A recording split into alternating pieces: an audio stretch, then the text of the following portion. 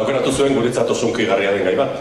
Espainiako gerra zibil ditzen den hortan, gaizki ditutako horretan, badekizue gerraren ondorioz ume asko gelditu zela gurasoi gabe, guraso katxelotuta, guraso gilda, gurasoki izen garren, gurasoiek izin zuten karratu umekin, eta gerrako umeak ditu ziren umeak atazituzen Euskal Herritik. Ezen izango bakar Euskal Herritik, baina gure gaurko gai Euskal Herriko dira, horietako batzuk Sobiet bat oso gara bat ziren.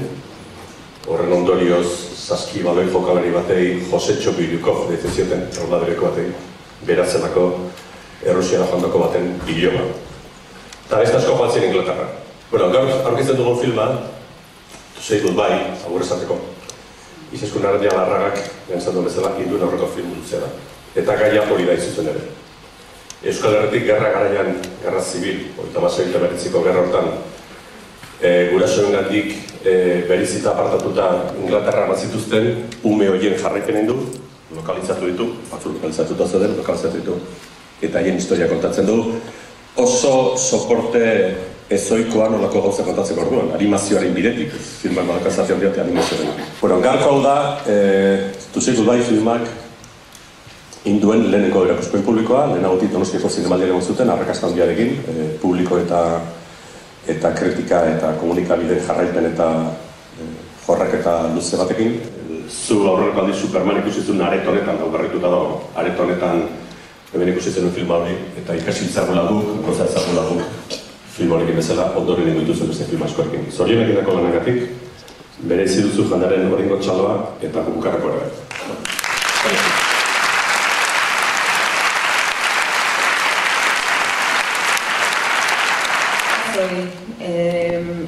Lehenengoa ikusi dezen bezala protagonistak 80 piku 80 urtekoak dira.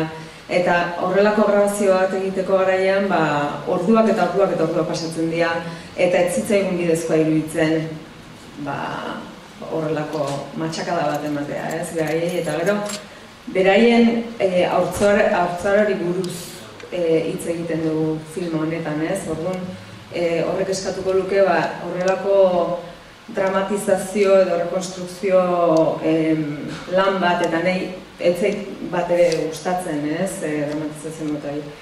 Eta beste alde guk jende gazteari interesgarria irudituko zitzaion zerbait eskaini nahi genuen, ez. Eta nik uste dut hau, beraien lenguaian edo pixkat azaltzen dela, ez. Eta animazio mota desberdinak, zuk esan ez bezala, ez,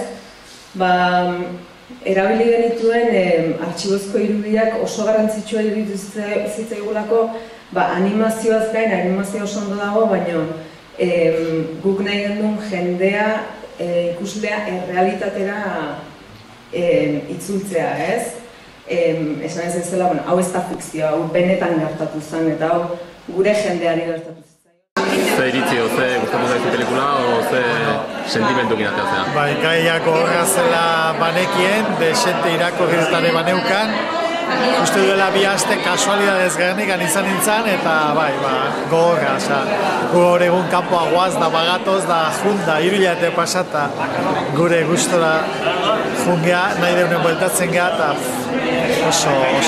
oso ondo jasoa dago, argazkizarrak, gero animazioare bai, eta nire asko gustatu zen.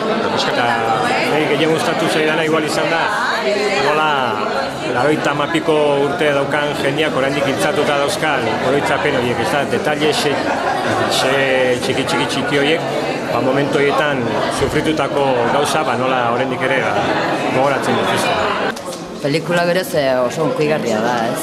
Eta gainera nola bukatzen duen, ez da, orduko jende hori berez ez zaula hemen, baizik eta kanpo gelditzen dela, eta ikusten da, garai hartako 4.000 ume haiek nola junbarrizan zuten eta gero botatzea daik zuten izan, hor gelditzen dela, eta testigantza hori importante iruditzen.